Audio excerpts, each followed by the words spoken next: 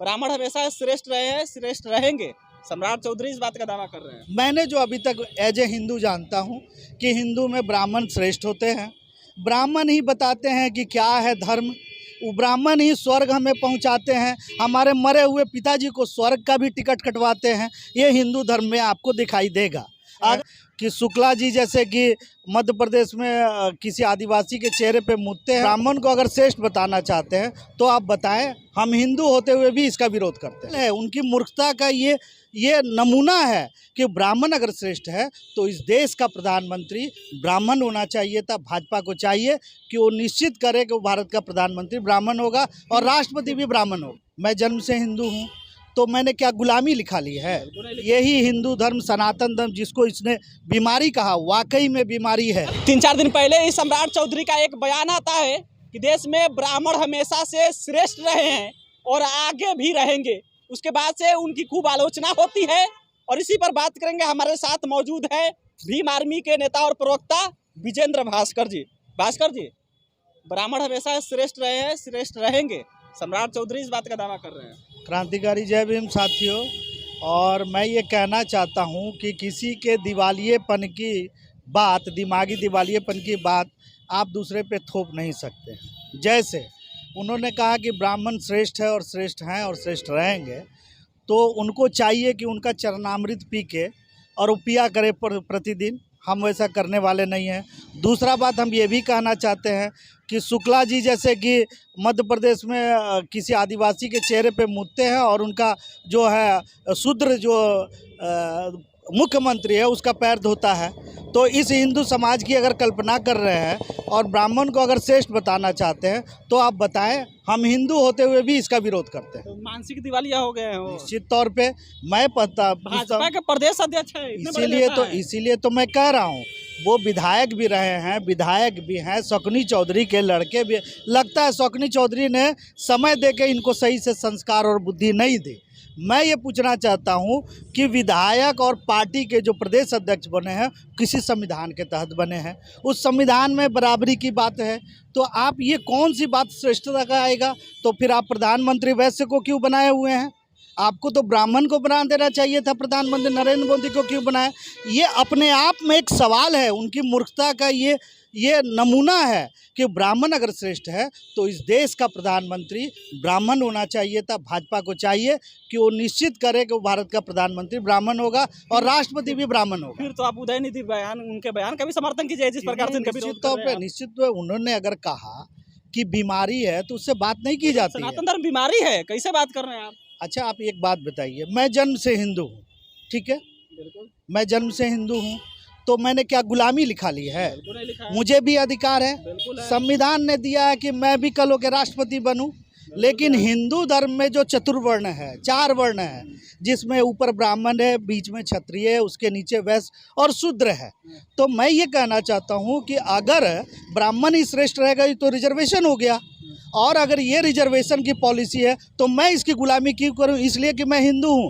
मैं हिंदू भाइयों से ये कहना चाहता हूं कि भारत का संविधान आपको राष्ट्रपति भी बनने का इजाज़त देता है, लेकिन यही हिंदू धर्म, सनातन धर्म, जिसको इसने बीमारी कहा, वाकई में बीमारी है। तो वर्ण व्यवस्था का आप लोग विरोध कीजिएगा ना, सनातन का थोड़ा विरोध कीजिएगा। तो धर्म जितने भी ब्राह्मण की श्रेष्ठता जब मान लिए, जैसे हम संविधान तो व्यवस्था का विरोध आप किस चीज का विरोध कीजिएगा? आप जो पुस्तकें हैं, जो पुस्तकें में नियम कानून है उसका विरोध कीजिएगा। आप ये थोड़ा विरोध कीजिएगा कि सनातन ही खराब है, उसको HIV, मलेरिया, कुष्ठ रोग से आप तुलना करने लग जाइए। आप हमको बता दीजिए सनातन धर्म का क्या मतलब होता है, आप बता दीजिए।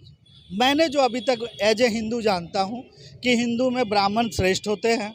ब्राह्मण ही बताते हैं कि क्या है धर्म, वो ब्राह्मण ही स्वर्ग हमें पहुंचाते हैं। हमारे मरे हुए पिताजी को स्वर्ग का भी टिकट कटवाते हैं। ये हिंदू धर्म में आपको दिखाई देगा।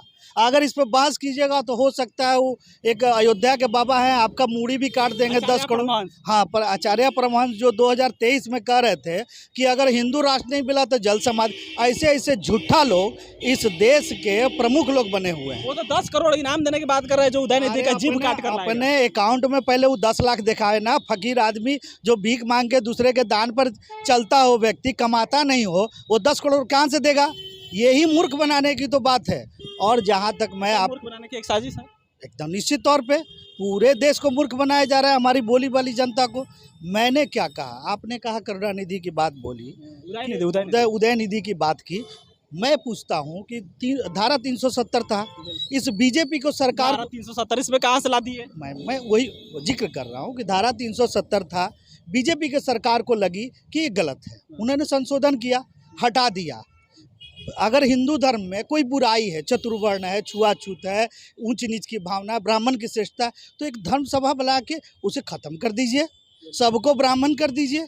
हमारा हिंदू धर्म एक नहीं है, मुझे लगता है पूरे विश्व में फैल जाएगा, लेकिन नहीं, ये समानता वाले धर्म नहीं बनाना चाहते हैं, ब्राह्मण की श्रेष्ठता वाला धर्म हम पर थोपना चाहते हैं, जो हमें मंजूर नहीं है। ये मंजूर है आपके बीजेपी के प्रदेश अध्यक्ष सम्राट चौधरी को।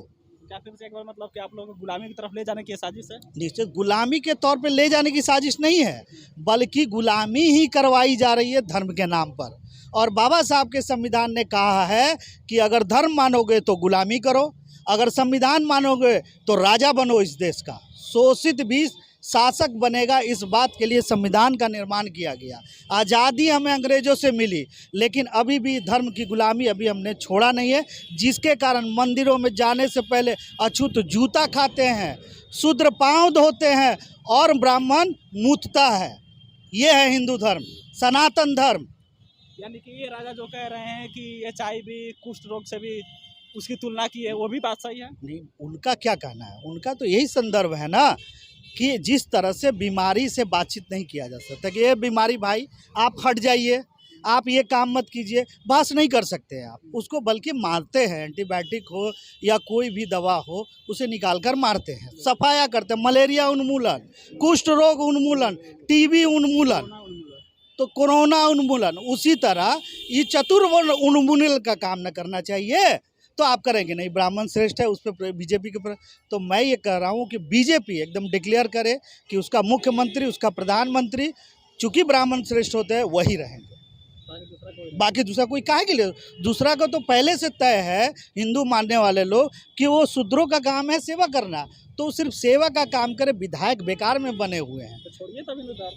तो हिंदू धर्म किसने, उनका बाप का है क्या?